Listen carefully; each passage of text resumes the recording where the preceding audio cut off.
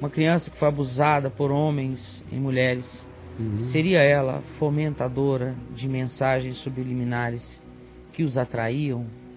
Quer dizer, se a criança fomentou nos homens e mulheres que a abusaram, subliminarmente, esse desejo de a abusarem. Isso é uma mente totalmente neurótica, culpada e que sucumbiu Já falou disso aqui. ao espírito do que muita gente se atribuiu, inclusive a uma boa parte da população brasileira. Depois se descobriu que a pesquisa lá do IPEA estava errada e corrigiram os dados, mas no início se entendeu que quase 60% da população por aí achava que era culpa da mulher estuprada ou abusada, era culpa dela o apresentar-se de maneira sensual que provocaria inevitavelmente o que ela própria teria semeado. É mais ou menos Por aí. a pergunta que ela faz. Sim. Claro que não. Claro que não.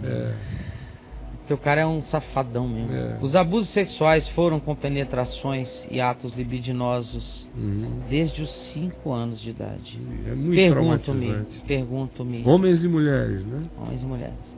Pergunto-me 2 pontos. É uma mulher que está falando. Eu sei. Por que nunca os denunciei? Ela que tem que perguntar, hoje adulta, é você que tem que se perguntar se, apesar de você ser pequenininha, que tipo de emoção você sentia. Porque uma criança de 5 anos que começa a ser molestada por homens e mulheres, amigos ou familiares, ou parentes, ou primos, ou primas, ou irmãos, ou irmãs, ou gente da casa, homem e mulher fazendo a mesma coisa, imagina como fica a cabeça de uma criancinha de 5 anos. Para ela, aquilo é normal, começa a ficar normal. O primo de 12 anos vai lá e faz libidinagem.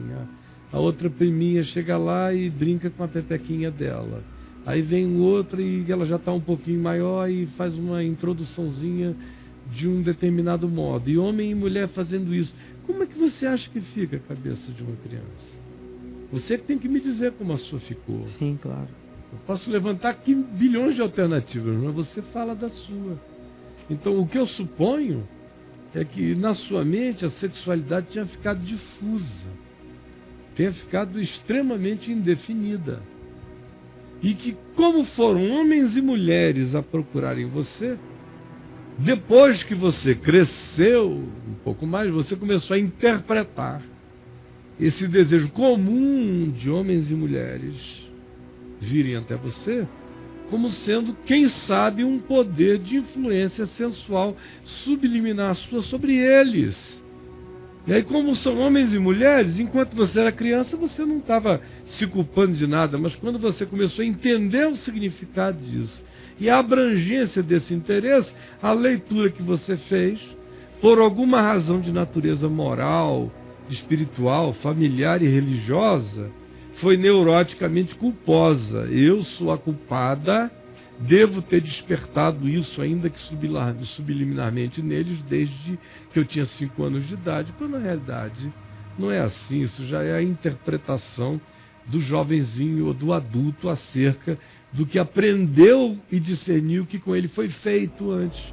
Mas durante o tempo que estava fazendo, você não tinha parâmetros para julgar aquilo.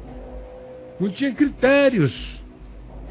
Veio difusamente, tanto homens quanto mulheres começaram a fazer, e as idades não deviam ser grotescas, não deviam ser homens nem mulheres adultos, mas apenas um pouco mais velhos. Foi aquele abuso de 5, 6 anos de diferença, em que isso vai acontecendo e não existe necessariamente a força invasiva que provoque a dor ou o estupro em si, que pela dor faça a pessoa ter que reportar a violência. Às vezes é tão mais sutil que se vai ficando. Então me responda.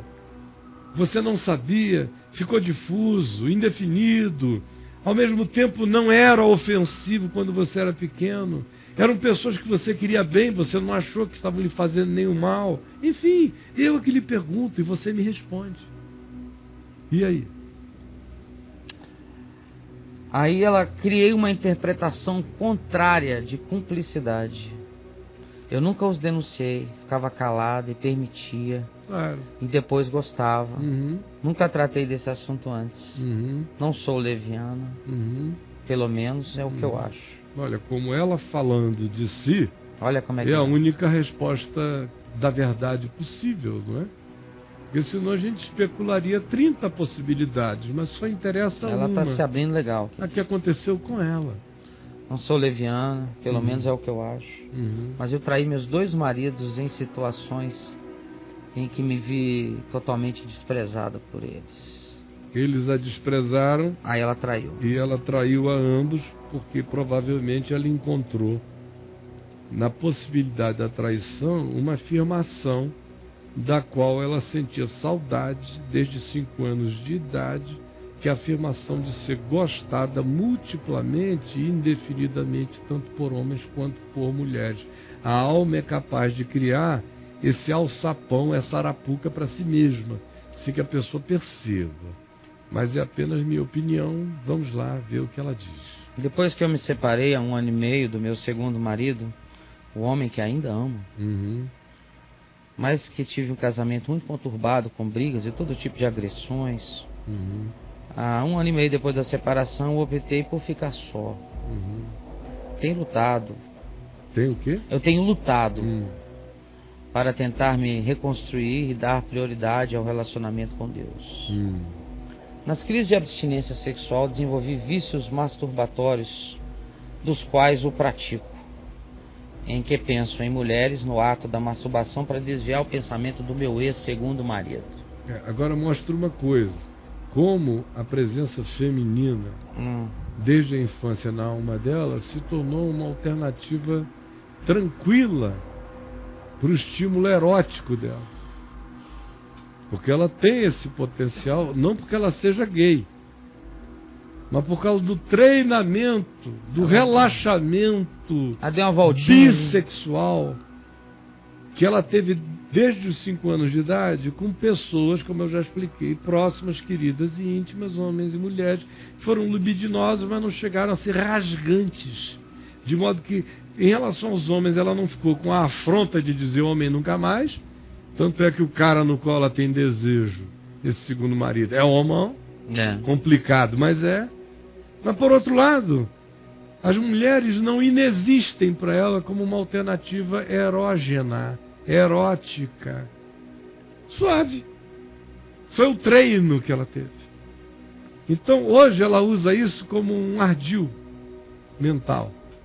Ela diz, para eu não pensar no meu ex me masturbando e ficar com um tesão doido e dar para ele, ligar para ele e dizer, vem cá que eu não aguento, não sei o que e tal, como eu estou querendo parar, e a síndrome de abstinência é doida, ela fica sôfrega pelo cara, aí ela cai na pornografia feminina.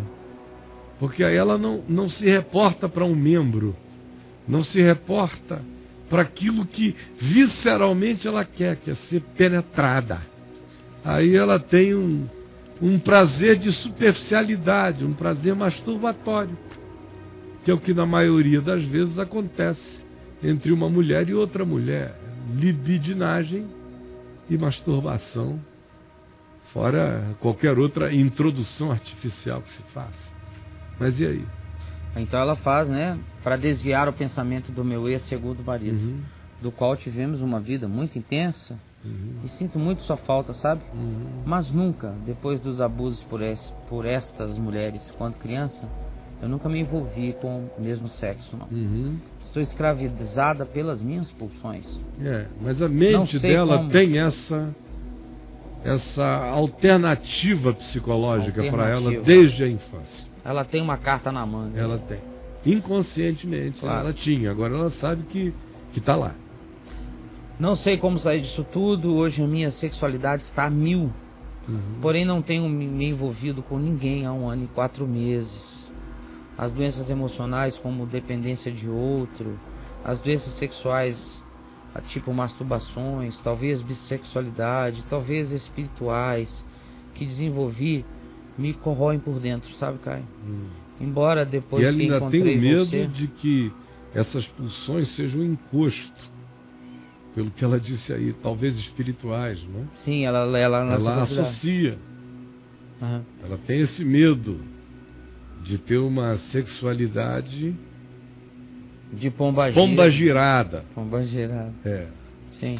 Embora depois que encontrei vocês, ouvindo e refletindo, algumas coisas já mudaram. Uhum. Sofro muito, não por falta de sexo, apenas, mas de toda a conjuntura que os cuidados de um amor eros envolve. Obrigado por tudo até hoje, Caio. Dê um conselho. Tá bom, minha amiga.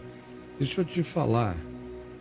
Tudo que eu disse até agora, eu creio que faz parte de um arcabouço de autoconhecimento que você pode ter. Tudo que eu falei até agora lhe dá pistas de autoexploração interior que serão de uma utilidade total para você, tomando consciência e fazendo a decisão libertadora. Porque a sua sexualidade foi forjada na maquete da bissexualidade a partir de 5 anos de idade. Como você é heterossexual e não homossexual, o seu desejo é por homens. Desejo inteiramente prioritário é por homens. A sua satisfação está em ser penetrada acima de tudo.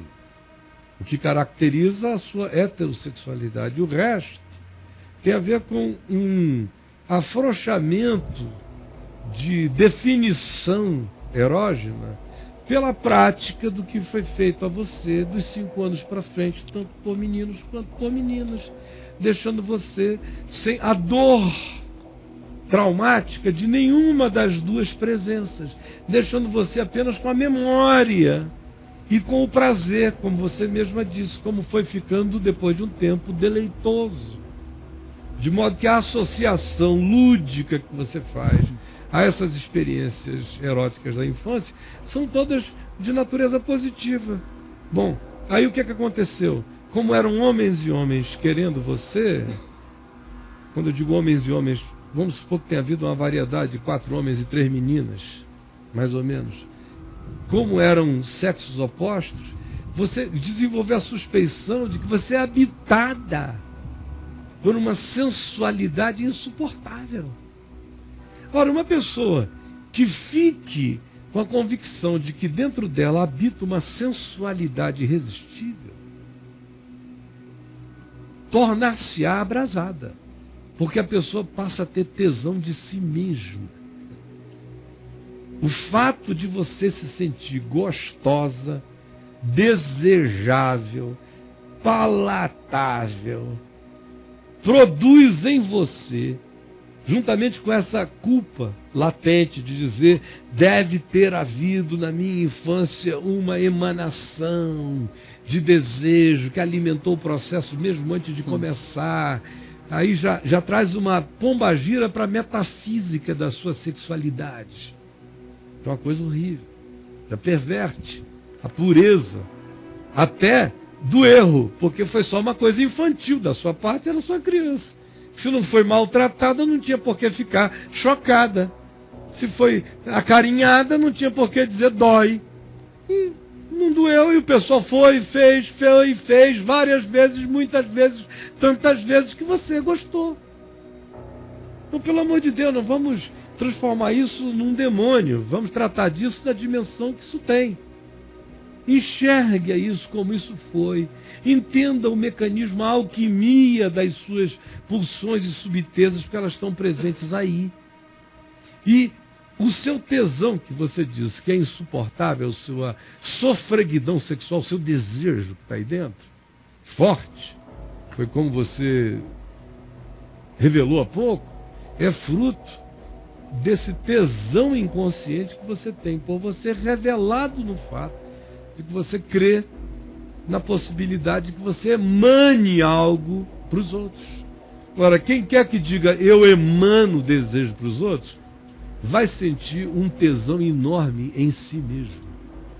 O indivíduo que tenha essa impressão sobre si mesmo, ainda que não produza nada especial nos outros, sentirá em si um desejo incontrolável sexual. E se nos outros despertar alguma coisa, reforçará a certeza de que emana mesmo. E se emanar, é traiçoeiro o processo. Ele se volta sobre você e faz você exacerbar o seu desejo. É tesão por você mesma em ação. É o culto do seu potencial de realizar e se realizar por essa via. O que foi exacerbado na sua cabeça e hoje gera em você as pulsões dessa magnitude. Eu peço que você vá lá no meu site e leia o meu livro Sem Barganhas com Deus. Está lá no caiofabio.net. Acho que tem para downloads. Você se credencia de graça e baixa. Ou adquire o livro. Tem lá na loja do site. Compre e leia. É dele que você está precisando hoje mais do que de qualquer coisa. Para se compreender essas dinâmicas chamadas da carne em nós, dos traumas, das pulsões, de onde isso vem, o que o Evangelho propõe para curar isso em nós. Assim como se você for lá no meu site e no campo pesquisa, você escrever sensualidade, sexualidade, desejo, tesão, você vai encontrar um sem número de textos que eu pediria que você lesse, porque através deles você vai encontrar um monte de identificação e vai compreender muitos dos seus mecanismos interiores, que não são complexos, mas precisam ser entendidos. E uma vez que a gente compreende, e a gente vai decidindo dar razão à compreensão e não sucumbir à pulsão até então não entendida, mas agora discernida, ela já começa a ficar enfraquecida. Quanto mais eu discerno, mais eu enfraqueço aquilo que na minha ignorância se manifesta com uma força de pulsão enorme, mas que na minha consciência do fenômeno vai perdendo a força e a força. Porque nenhum fenômeno se torna poderoso uma vez que ele é completamente entendido. A compreensão dos fenômenos fazem as coisas se tornarem muito menores do que na ignorância a gente permita que as mesmas coisas se transformem na cabeça da gente.